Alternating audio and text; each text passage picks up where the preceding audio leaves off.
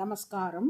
1000 நாமங்கள் 1000 கதைகள் 231வது திருநாமம் நிவ்ருதாத்மனே நமக. பிரம்மதேவரிடம் வரம் பெற்று அதனால் வலிமை அடைந்த இரண்யன் தேவர்களை தொடர்ந்து துன்புறுத்தி வந்தான். பார்க்கடலுக்கு சென்ற தேவர்கள் இரண்யனிடம் இருந்து தங்களை காத்தருளும்படி திருமாலிடம் வேண்டினர். இரண்யனை வதம் செய்வது அவ்வளவு எளிதல்ல. அவனுக்கு மனிதனாலோ மிருகத்தாலோ பகலிலோ இரவிலோ வீட்டின் உள்ளேயோ வெளியேயோ மண்ணிலோ விண்ணிலோ உயிருள்ள பொருளாலோ உயிரற்ற பொருளாலோ மரணம் உண்டாகக்கூடாதென பிரம்மாவிடம் அவன் வரம் பெற்றுள்ளான். எனவே இந்த வரங்களை எல்லாம் கடந்து அவனை எப்படி வதம் செய்வது என்பதை பற்றி முனிவர்களை அழைத்து ஆலோசனை நடத்த வேண்டும் என்றார் திருமால். அவ்வாறே தேவர்களும் ஆலோசனைக்காக முனிவர்களை அழைத்தனர். ஆனால் முனிவர்களோ பார்க்கடலில் நாம் ஆலோசனை நடத்தினால் அச்செய்தி இரண்யனின் காதுகளுக்கு சென்றுவிடும். ஹிரண்யன் தொந்தரவு இல்லாத இடத்தில் ஆலோசனை நடத்துவதானால் நாங்கள் வருகிறோம் என்று சொன்னார்கள். முனிவர்களின் கருத்தை அறிந்து கொண்ட திருமால் சிவகங்கைக்கு அருகில் கதம்ப முனிவர் என்னை தரிசிக்க விரும்பி தவம் இயற்றி வருகிறார். அவர் தன்னுடைய தவத்திற்கு அசுர சக்திகளால் எந்தவிதமான தொந்தரவும் இருக்கக்கூடாது என்று வரம் பெற்றுள்ளார். எனவே இரண்யன் போன்ற அசுரர்கள் யாரும் அவ்விடத்துக்கு வரமாட்டார்கள். நாம் அந்த கதம்ப முனிவரின் ஆசிரமத்தில் ஆலோசனையை நடத்தி கொள்ளலாம் என்று கூறினார். திருமால் தேவர்களோடும் முனிவர்களோடும் கோஷ்டியாக இணைந்து ஆலோசனை நடத்தியபடியால் கோஷ்டிபுரம் என்று அவ்வூர் பெயர் பெற்றது.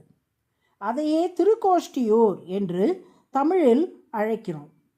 அங்கு நடைபெற்ற ஆலோசனையின் முடிவில் தான் நரசிம்ம அவதாரம் எடுத்து இரண்யனை அழிப்பது என தீர்மானித்தார் திருமால்.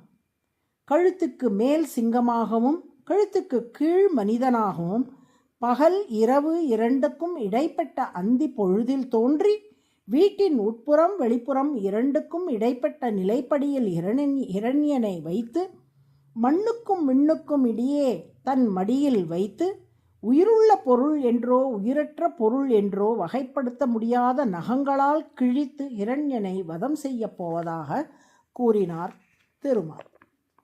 இறைவா, நீ எடுக்கப் போகின்ற அந்த அவதாரத்தை இப்போதே தரிசிக்க ஆவலாக உள்ளோம் என்று தேவர்களும் முனிவர்களும் கூறினார்கள்.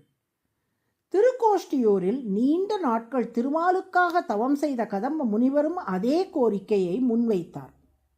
அதன்படி நரசிம்ம அவதாரம் நடைபெறுவதற்கு முன்பாகவே இறைவன் திருக்கோஷ்டியூரில் தேவர்களுக்கும் முனிவர்களுக்கும் தன்னுடைய நரசிம்ம வடிவத்தை காட்டி அருளினார். அது மட்டுமில்லாமல் மேலும் 4 வடிவங்களோடு அவர்களுக்கு காட்சி அளிக்க விழைந்தார் திருமால். அதன்படி பூலோகத்தில் அவதரித்த பெருமாளை குறிக்கும் வகையில் நர்தன கிருஷ்ணனாக நின்ற திருக்கோலத்தில் காட்சியளித்தார். அடுத்து பார்க்கடலில் பள்ளி கொண்ட பெருமாளை குறிக்கும் வகையில் சௌமிய நாராயணனாக சயன திருக்கோலத்தில் காட்சியளித்தார்.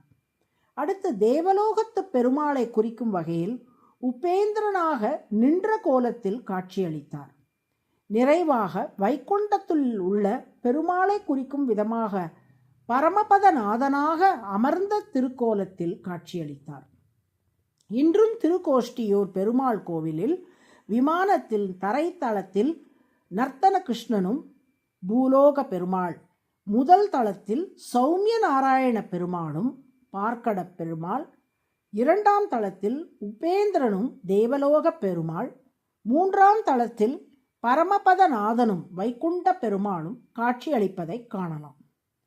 கீழ்த்தலங்களில் பூலோக பெருமாள், பார்க்கடல் பெருமாள், தேவலோக பெருமாள் ஆகிய திருக்கோலங்களில் காட்சி தந்துவிட்டு அனைத்துக்கும் மேலாக 3ஆம் தளத்தில் வைகுண்டநாதனாக காட்சி தருவதன் மூலம் பூலோகம், பார்க்கடல், தேவலோகம் இவை அனைத்தையும் விட தனது இருப்பிடமான வைகுண்டம் உயர்ந்தது என்பதை திருமால் நமக்கு உணர்த்துகிறார்.